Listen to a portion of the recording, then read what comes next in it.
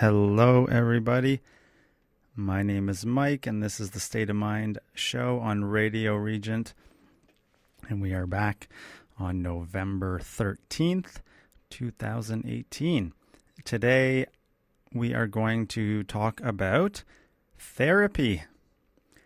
How does therapy work?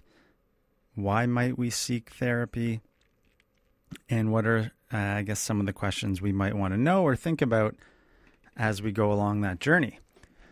Now, the American Psychological Association says that there are about 400 different types of clinically proven therapies out there. So, needless to say, they are broken down into lots of maybe unique or pedantic ways of delivering the different types of therapy. So we are actually just going to focus on a few today, some of which is personal bias on my end, therapies that I have done and continue to do, which I find very helpful, and also ones which I think I may start to provide when I become a registered therapist, which is about 2 years away, maybe a little bit less. So let's start with MBSR. Now, I choose MBSR, which stands for Mindfulness-Based Stress Reduction. And I choose that because I find it quite helpful. Now, it's not necessarily a one-on-one specific therapy, so to speak. Generally, they're done in groups. But it is an incredibly nice way to learn more about yourself and to heal. And I'm going to play a quick clip from the founder of MBSR. And this person's name is Jon Kabat-Zinn. And he sort of is largely responsible for mindfulness interventions to be accepted into the Western medical system. Now, that's quite a feat.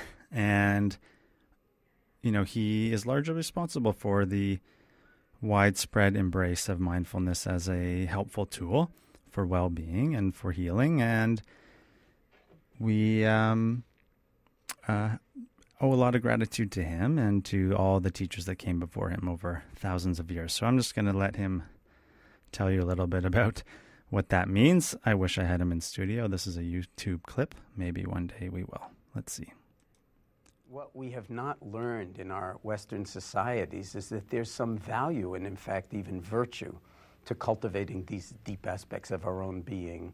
And since 1979, when I set up the stress reduction clinic at the University of Massachusetts Medical Center, we've had over 16,000 medical patients come through our training program in what we call mindfulness-based stress reduction, referred by their physicians for the most part, and with the wide range of different kinds of health-related problems, mostly on the physical side rather than mental health problems, because I have been a professor of medicine and function within the Department of Medicine, as do my colleagues. I'm actually retired from the medical center now, but still doing the exact same work and doing it with my colleagues at the Center for Mindfulness, who are running the Stress Reduction Clinic and a whole range of other research endeavors and outreach endeavors, which are really, truly magnificent. And I am involved in training a wide range of health professionals and physicians in mindfulness-based stress reduction with my colleague and friend, Dr. Saki Santarelli. And we do these through the Omega Institute.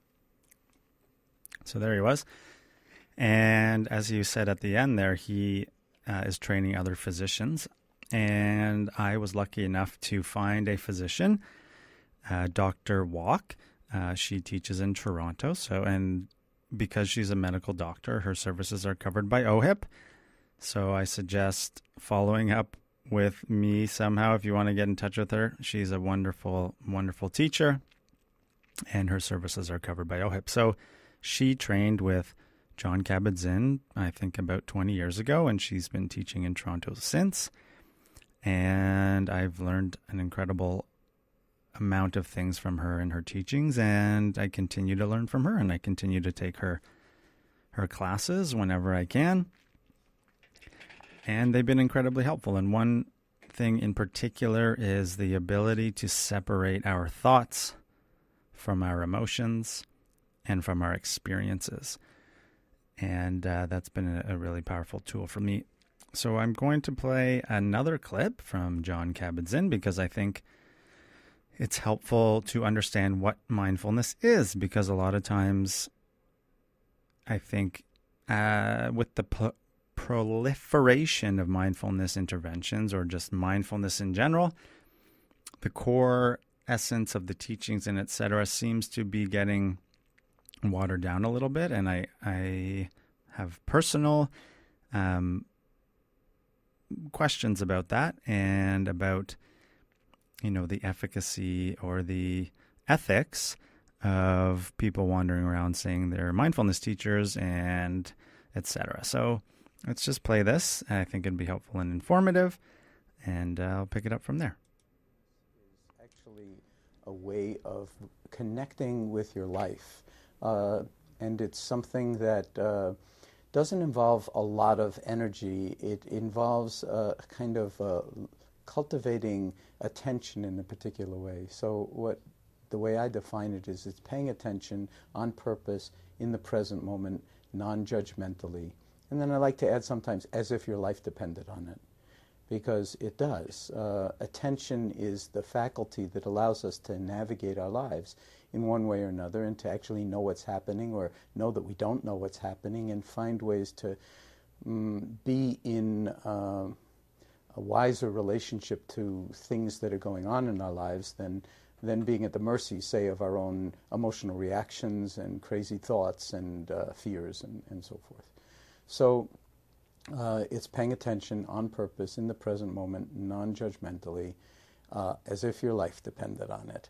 So paying attention to what, you might ask? Well, it doesn't actually matter. It's the attending itself that's important, more important than what it is that you're paying attention to. But that said, if you start to pay attention to how much attention we pay to anything, you begin to notice that the mind is all over the place. It never sits still. It's got this idea and that opinion and this reaction, and we spend a huge amount of time planning and worrying about the future, and a huge amount of time reminiscing about the past and who did what to whom, or why it worked out this way, or why it didn't work out this way. And the present moment, which is the only time that we're ever alive in, the only time we could learn anything, express any kind of love or emotion, the only time we could be in our own body, the only time we can see or hear or smell or taste or touch or communicate, is now.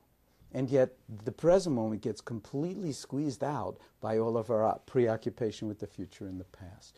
When we start to pay attention to our own mind and our own body, it's like reclaiming your life. Mindfulness is not a technique, although there are many, many different ways to cultivate mindfulness. It's actually a way of being embodied, being in some sense in equilibrium with the comings and goings of the outer world, and even the comings and goings and the ups and downs of having a body, which of course has its wonders and is also at sometimes seriously problematic when we're dealing with health problems of one kind or another, or things that can happen to the body. And as long as we have this capacity for awareness, why not develop it? Much of the time, if you think about our educational system and how we grow up, we are trained more and more and more to get into thinking. And thinking is wonderful stuff, very powerful. Some of the greatest achievements of humanity come out of thought, and out of imagination and out of creativity. But the other piece of it that's equally as powerful as the capacity for thought is the capacity for awareness. But we get no training in awareness and attention, huge amount of training in thought. So a lot of the time when we get into bed at the end of a long day, we can't deal with our thoughts, and we can't sleep. They just kind of perseverate over and over and over again, the same thoughts. We want to shut them out. The more you try to shut them out, the more they come in, and pretty soon you don't get to sleep, or you wind up with, basically chronic anxiety or some kind of condition or other. depressive rumination can spiral you into depression, a little bit of sadness, and then that triggers this kind of perseverating constantly, what's wrong with me? Why don't people like me? Why didn't she look at me? Whatever it is. These are all thoughts. I'm no good. I'm too old. My life it's all downhill from here. All of those things, they're only thoughts. But most of the time we think of them as the truth. So what mindfulness does, in a way, is it embraces the actuality of the mind, the heart, the body, and our relationality with the outer world, and gives us new degrees of freedom to navigate the ups and the downs and the ins and outs of our relationships with life, with other people, with our own aspirations and our own fears, and also, and most fundamentally, with our own body. Now, most of us don't want to go anywhere near our own body except under very specialized circumstances at particular times. It seems like, wow, it's wonderful to have these bodily experiences. But a lot of the time, we're just pretty much up here. Thinking, and really believing so many of these thoughts as the truth that we wind up in a very narrow band of what's actually possible for us in terms of our human experience. So there he is, quite articulate. And I wanted to take what he was saying at the end there and elaborate on it. He was sort of talking about thinking. And one of the gifts, as he said, with a mindfulness practice is we start to be able to detach who we are from our thoughts. And when we are able to do that, our thoughts tend to have less control over us. And we are able to maybe choose which thoughts we may want to engage with, which thoughts might not be serving us in a moment. And in my experience, developing a relationship to myself, which isn't held hostage by my thoughts. So one example might be I say something rude or inappropriate to one of my kids. And I may start thinking, wow, I'm not a good parent. I can't believe I said that. Why would I say that? I'm never going to learn to not say things like that. And, oh, my kid doesn't like me. My kid's not going to like me. They're going to turn out all screwed up, blah, blah, blah. And I go on into, quite a tailspin of unhealthy thinking. Now, when I'm well and taking care of myself, I still experience those thoughts sometimes, but they don't turn into emotional reactions and they don't get in the way of me perhaps living my life the way I want to live it. And that's another big thing about mental health and et cetera, and why you may want to seek out therapy is because when our thoughts or our emotions or our behaviors are getting in the way of us living our lives the way we want to live them, and they're causing us a lot of stress and turmoil, then that might be a good idea to seek help, or to possibly go and seek a therapist. And there seems to be a lot of stigma around asking for help or going to therapy. But in all honesty, from my experience and a lot of the things I see out there, the more we talk and the more we address our problems, whether big or small, the better our lives become and the better the lives of those around us become. So in a sense, we have a responsibility to ourselves, and through that responsibility, we're able to embody our responsibility to our family, to our friends, and to the greater world around us.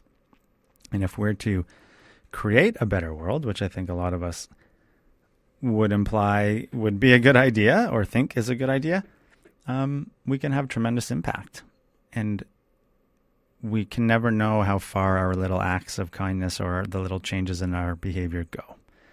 Now, one part of mindfulness-based stress reduction that sort of blends into another type of therapy is CBT, so cognitive behavioral therapy.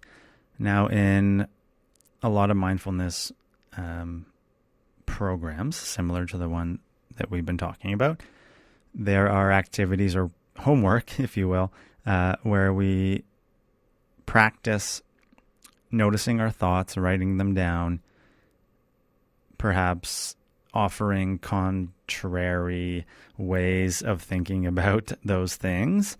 And that's where CBT comes in.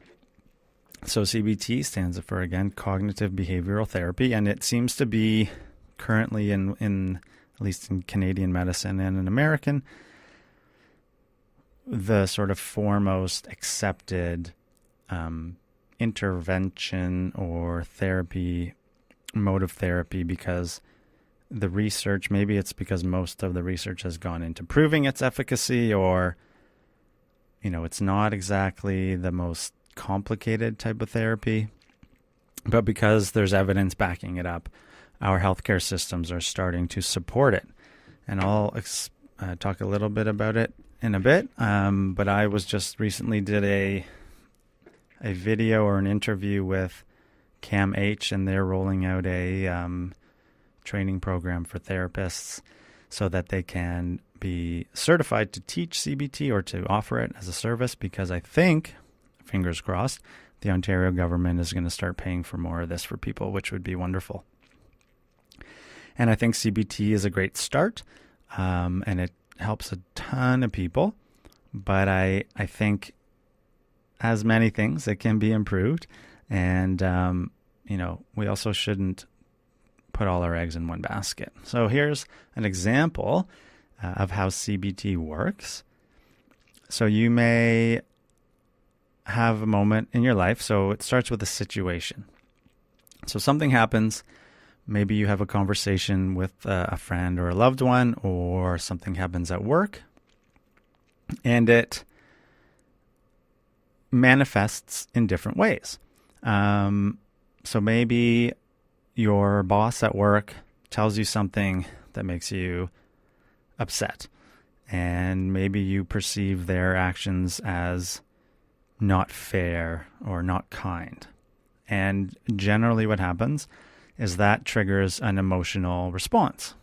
And so maybe you feel shame, or you feel guilt, or anxious perhaps, or frustrated or angry.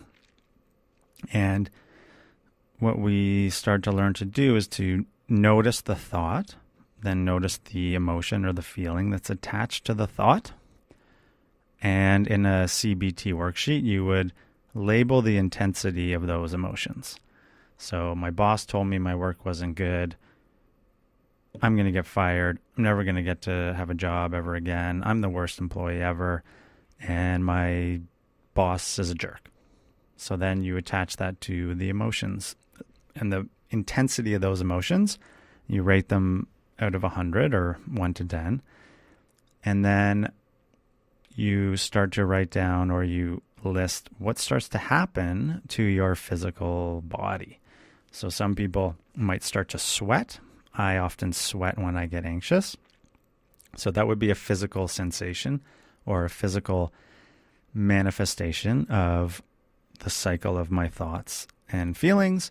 Another thing that is common is people might get dizzy, or they might get really tired, or they might shake, right? That would be another one.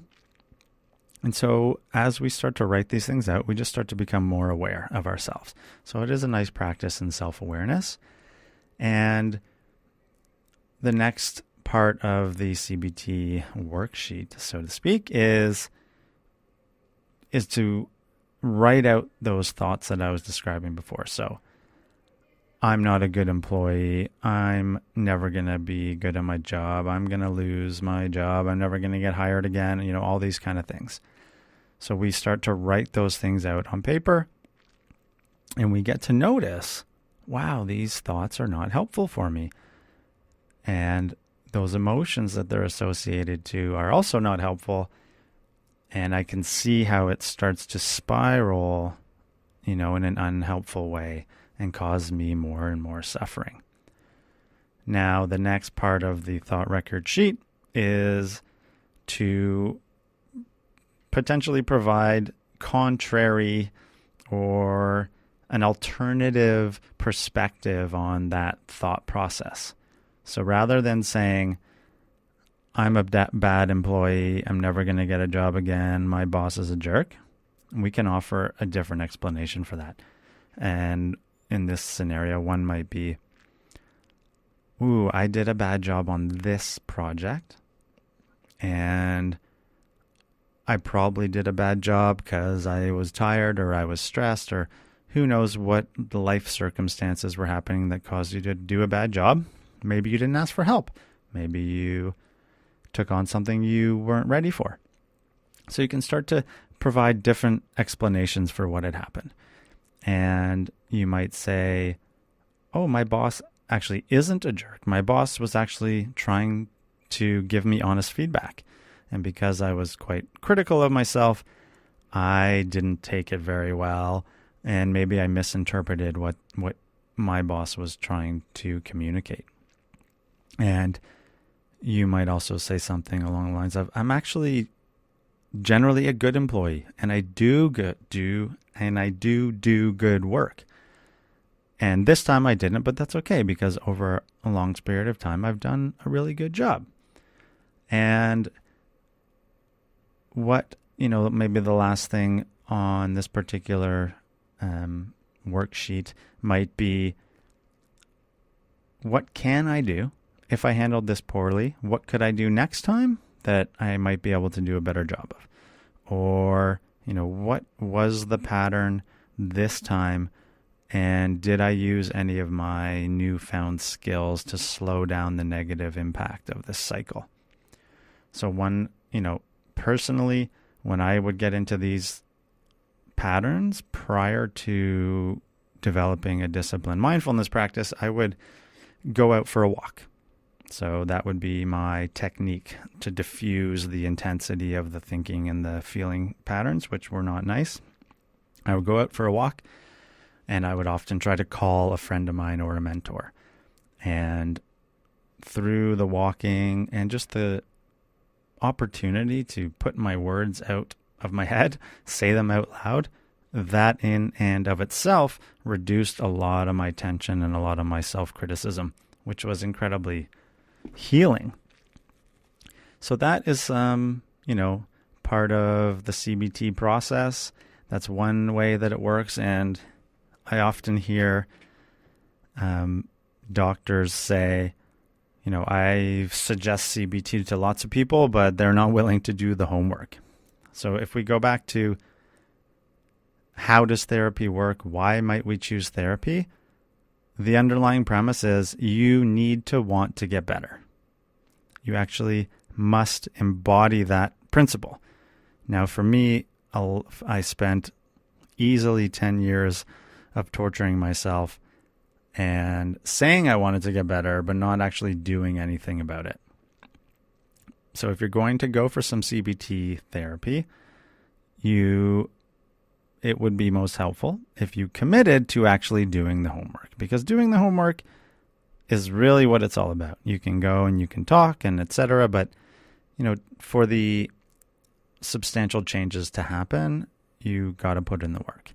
Now, that doesn't mean that if you don't do your homework one week, then you're bad, and you can get into all that unhelpful thinking, but it is part of the plan, and it actually works. So I suggest that you do that. I would say one place that CBT could maybe take another step would be to incorporate some of the mindfulness practices of self-compassion and awareness, a deeper awareness of these thoughts and these experiences and the cycle between your thinking and your emotions and your physical body and your behavior.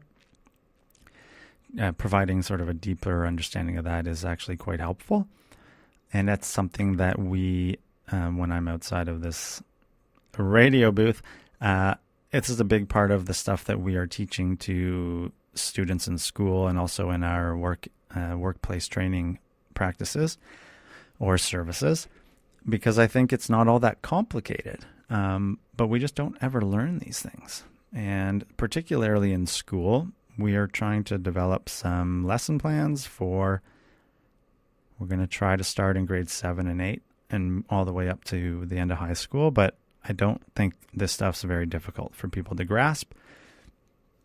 And it seems that as a society, we're at the point where we might actually be able to start implementing these things and ideally lead to a big reduction in the mental health crisis, if you will. Now, unfortunately, I didn't have these numbers, but at 1 p.m. today, the TDSB is releasing a whole bunch of data from their recent census, student census, and that should be quite interesting. There's supposed to be a lot of information in there about the lack of sleep that kids are getting and all the anxieties and et cetera that come along with being a young person today. So it's unfortunate. Next week, maybe we'll draw attention to that and talk about it a bit. But CBT as a baseline entry to understanding yourself is wonderful. And hopefully we can start bringing it to high school kids. Now, I'm going to play a song. I have to have a little break here. So we talked about mindfulness-based stress reduction, the benefits of that, detaching from your thoughts, bringing a deeper sense of awareness into your daily life. And then we went into the connection to CBT and understanding the connection between our thoughts, behaviors, physical body sensations, and emotions, and how we might start to unwind those when they get yucky and unhelpful. And then I'm going to play a song, a Bob Marley song, and then we'll come back and I'll answer some questions that were used for me in the interview I did for the CBT training program at CAMH, which is the Center for Addiction and Mental Health. Okay. Well, it says here that was Bob Marley, but that didn't sound like Bob Marley to me. Anyhow, this is still a lovely song. So back to the what is therapy? How does therapy work? Discussion here on State of Mind Radio on Radio Regent Park. So I'm going to go through these 4 questions here that I was answering for the CAMH interview. So the question number 1 was, did you have any doubts about the therapist or the therapy at the initial assessment? Now, my journey is a little bit maybe different than most, who knows. So I was high on marijuana 24 hours a day for about 17 years nonstop. And I did lots of other unhealthy substances, but that was the primary one. So when I got sober, I didn't have access to a therapist right away. I didn't even understand what the hell was wrong with me. And I started to learn that over time. But eventually I got on a wait list for therapy. And so eventually I got in to see one. It took about 18 months. Now, hopefully if CBT becomes funded by the government more, that would be wonderful, so people don't have to wait 18 months. After this little part, I will explain what I did in those 18 months. But anyhow, so did I have any doubts about the therapist or the therapy at the initial assessment? Now, all I can say is that I desperately wanted to stop feeling horrible and being miserable. I was willing to do whatever I possibly could do to make myself heal and get better. So I did not have any doubts, but many people do. And especially people who, aren't likely as much distress as I was when I entered. But, it's an important thing to consider. Do you have doubts about the therapist or the therapy? Now, I would make the suggestion that it's better to try than to not go because of these things. We don't have to continue seeing the therapist if we don't like them. I did start seeing an addiction counselor right in the beginning of my journey, and that person wasn't helpful for me, so I stopped seeing them. But that didn't make me stop pursuing care or treatment. So it's okay if you don't like your initial therapist or whatnot. And I'll just one quick story about when I went to see mine for the first time. He's this big man, 6'4", and wide and thick. And I was a little bit intimidated. And at my therapy office, you walk down this long hall I guess depending on where your doctor's office is. And I was like, oh my God, who is this guy? He's so serious. This is not good.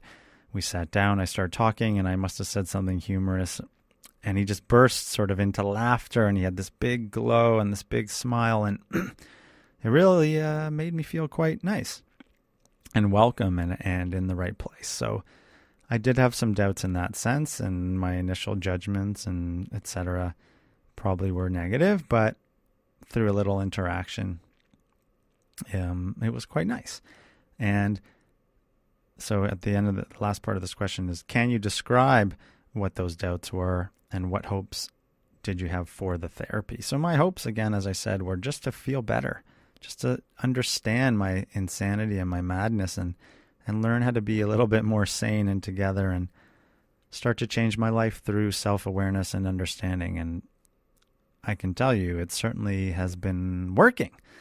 I've been in therapy for about 6 years. I don't go as much as I used to, but it's a beautiful thing. It truly is. And that's with the same therapist. So question number 2, was the process of accessing services challenging? Have you had challenging experiences in the past accessing health-related services? Did that impact your initial relationship with the therapist? I kind of touched on this in the first question, but it was difficult accessing services. I waited, as I said, about 18 months. And not only that, I had to continually bug the clinic to see where I was on the wait list, to follow up. I think at one point they said, thanks, Michael, for letting us know. We'll get back to you. So who knows? I think one thing that's hard to grasp or maybe accept is even in these clinics, everybody's doing the best they can with what they have. I sincerely believe that for most people. So having, assuming people have good intentions, I think is a helpful thing. Not all do, but in healthcare, I think that is a reasonable assumption. And maybe the, receptionist who took my name down the first time doesn't work there anymore. I mean, there's so many possible reasons why our information isn't kept, or it's misplaced, or we're not followed up with. I think I hear so often that, the doctor's office never gets back to me, or why don't they care? They're not answering my calls. I mean, there's just so many reasons. So it's upon you, the client, in most situations, to advocate for yourself. We, as patients, we really need to be better advocates for ourselves. And when we can do that from a place of understanding and compassion, the outcomes are much better. Now, it's totally reasonable to get angry and to get frustrated, all that. But generally, when we act out of that anger or frustration, the outcomes don't tend to be as good. Obviously, that depends on the severity of the harms being done or what's happening. But as a general rule, compassion, understanding, patience, those things are incredible virtues and very helpful in our lives in general. Now, the challenge getting access to this clinic did not interfere with my relationship, which was helpful. So if you're having trouble getting services or you can't find it, that is frustrating, no doubt, but you should continue searching elsewhere, and you will find it. That is for sure. Whether it's in the form of a therapist or a mentor or a coach or whatever, there are people out there willing and wanting to help. And you will find them if you search hard enough. Okay, question 3. Were you worried that the therapist might judge or misunderstand you, not understand your cultural religious practices? Was there information you omitted as a result? I think for me, because I had that 18 months before I got the care, I spent a crap load of time in 12-step meetings and learning about myself that way. So I built up enough honesty or the ability to not hate myself anymore so that I wasn't too worried about being judged.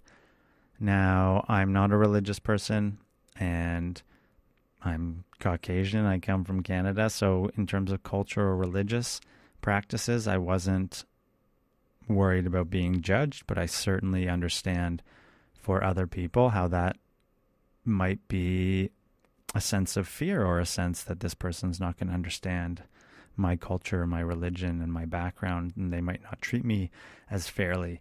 And that's totally valid.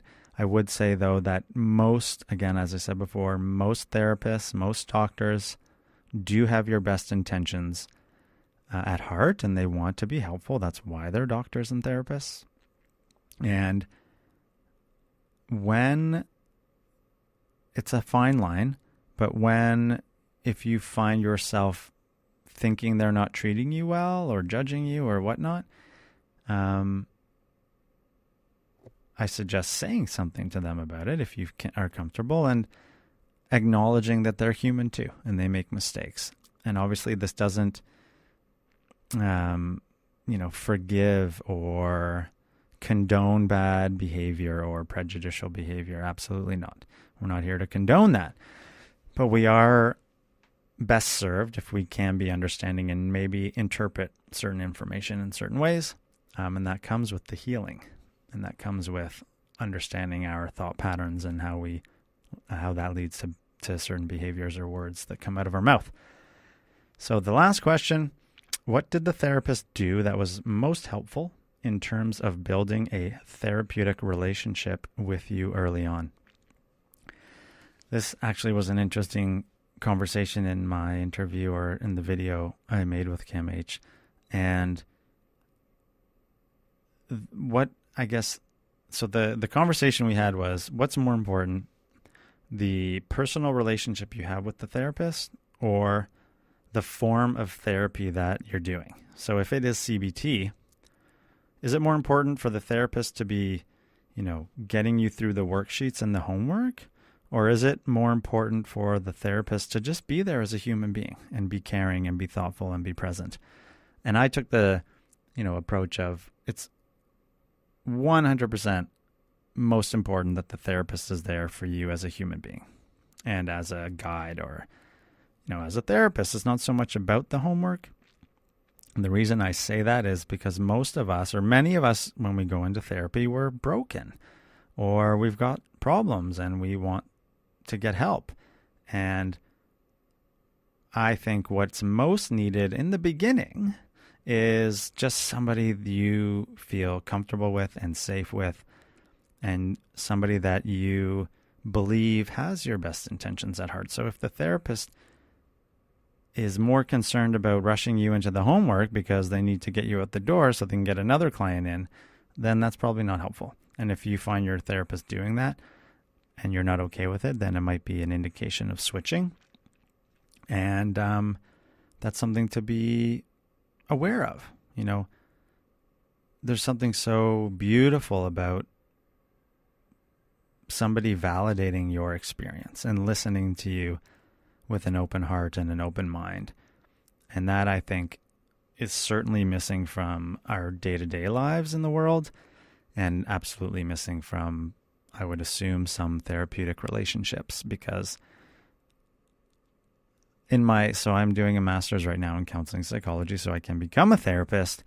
And I was quite taken back by some of the assignments and the readings that we were doing, which discussing ethics and ethical behavior and what is the responsibility of the therapist to provide the best care that they can.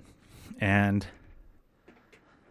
I guess I was maybe naively under the impression that ethics and behaving appropriately or with an ethical orientation was the norm.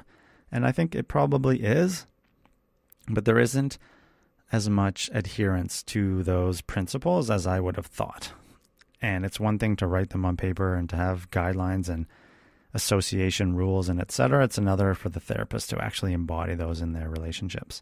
Now, fortunately, my psychotherapist was somebody who embodied, a calm, aware presence, and it was clear he cared about helping me and was there for me. So that was nice. I often say I have a combination of a horseshoe so far up my butt versus with the complement of serious determination to solve my problems and to get better so that I can also then help others.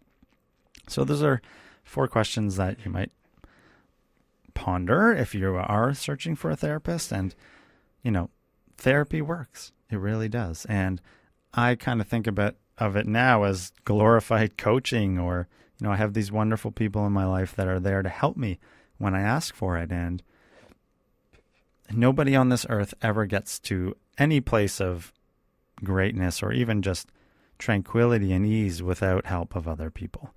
And that's one thing that's so difficult, I think, in the beginning for people when they're accessing therapy or services to be okay with, or to grasp, or to accept. We all need help.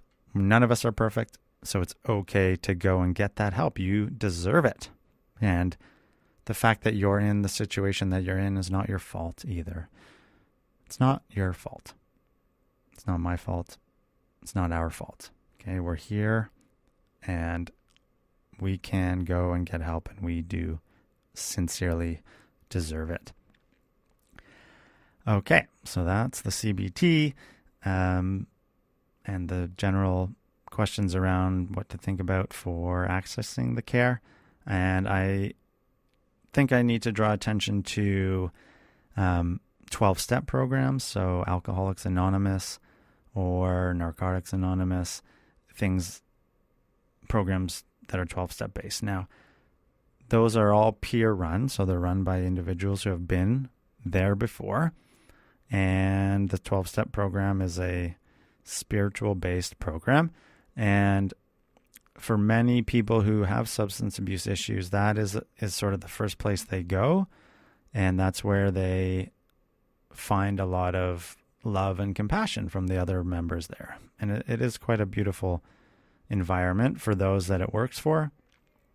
And many of us who can't access services, who do have substance use problems, find our way there, and that really helps us through some pretty dark times when we can't get professional care. I have 12-step group experience, continue to. I have a psychotherapist. I have my mindfulness doctor.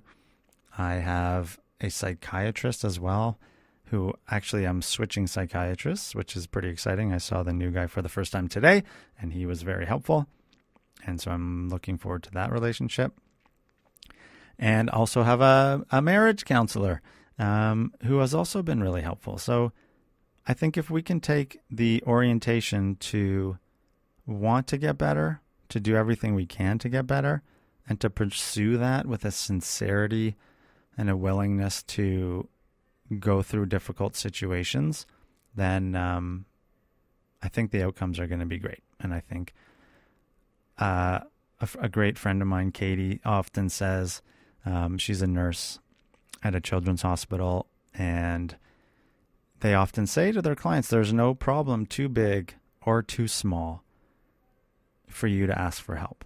And that's such a lovely message, because I think sometimes we think it's not important enough, or other people have worse problems than I do, and I don't deserve help. And our minds, our thoughts have such an incredible capacity to deceive us into all kinds of silliness, that if we let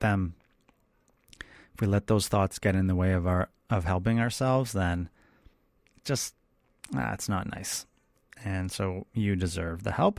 No problem is too big or too small, and whether you can solve that through friends or mentors or whatever, what's most important is that you are pursuing that.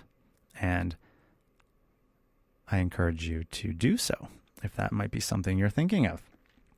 Now, another topic around all of this is this idea that sort of there's all these different kinds of therapy. And one thing that I find a little bit silly is just the explosion of all the different kinds of therapy. So MBSR, the mindfulness-based stress reduction, has turned into, MBSR for trauma, MBSR for cancer. There's mindfulness-based cognitive therapy, which is a blend of CBT and MBSR. Anyway, there's just this sort of proliferation of therapies and etc. And they're not all that different. The most important thing is that you are accessing help and you are getting help. That is by far what's most important. I think I mentioned that earlier. So there you go. There's lots of places to access help. Sometimes we have to wait longer than we should, and the Center for Addiction and Mental Health is one place, but your family doctor is another place to start. But really just working at things consistently over time is what brings the benefit. And I encourage you to go out there and do whatever you can. Wow, it's already been 50 minutes. So I guess that's really all I can say about it as of right now. There is another form of therapy which I wanted to talk about, but I'm not informed enough about it, I don't think. It's called DBT, Dialectical Behavioral Therapy.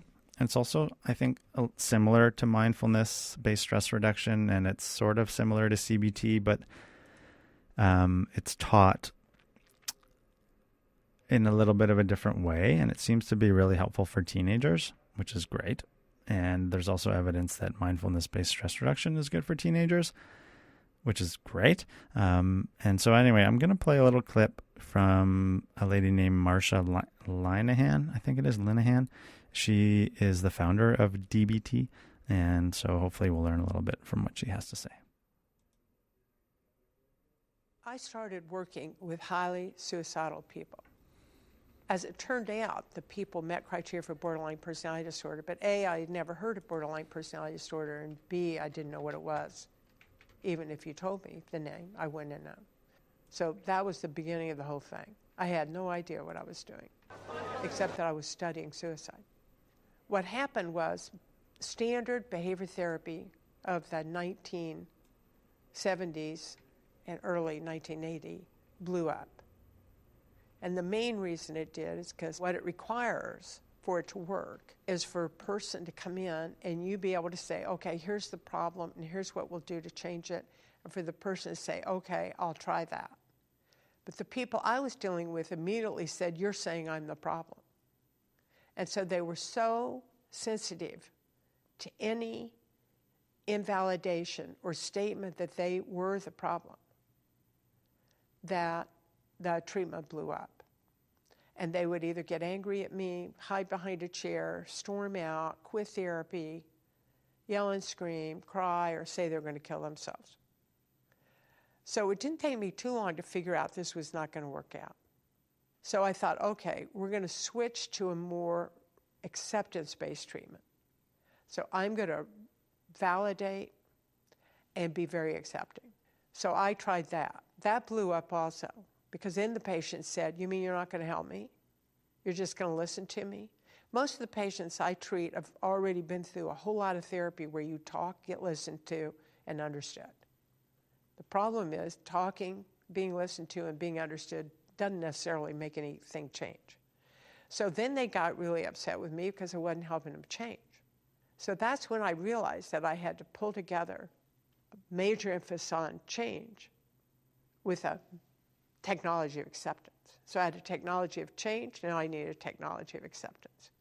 The technology of acceptance primarily was validation. So it's behavior therapy with a huge amount of validation. So problem solving, validation are the core components of the treatment. So there she is. Interesting how she was talking about how her clients would sort of say, you're telling me I'm the problem, and they would not listen from there. That's a really great observation, because a lot of us in the beginning were so caught up in our thinking, or, we think our thoughts and our feelings and our behaviors and all this stuff sort of is who we are.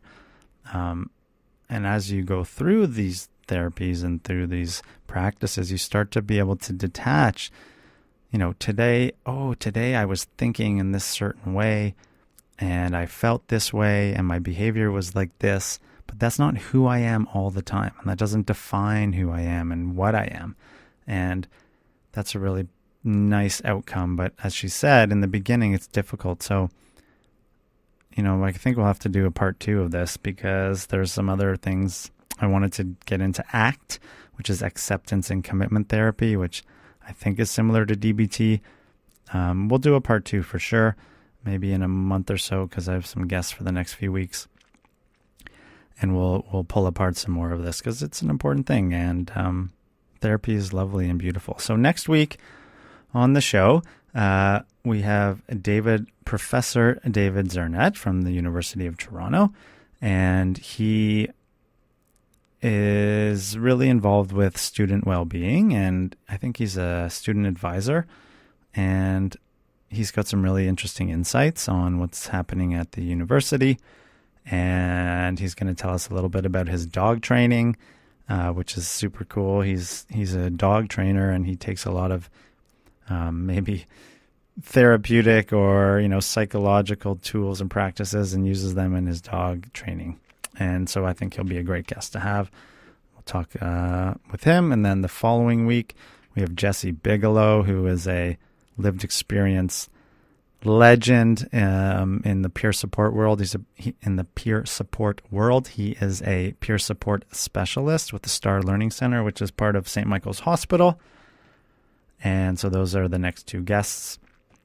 And I don't have time to tell you the others coming up. But anyhow, I'm going to leave with a song. I hope this is the original person singing it. I think it is. It's Jimmy Cliff. I Can See Clearly Now. Thank you for listening. This will be uploaded into the podcast form sometime in the next week. So thank you very much. Thank you, Radio Regent. This is a wonderful opportunity for me. And everybody, I hope you have a good day.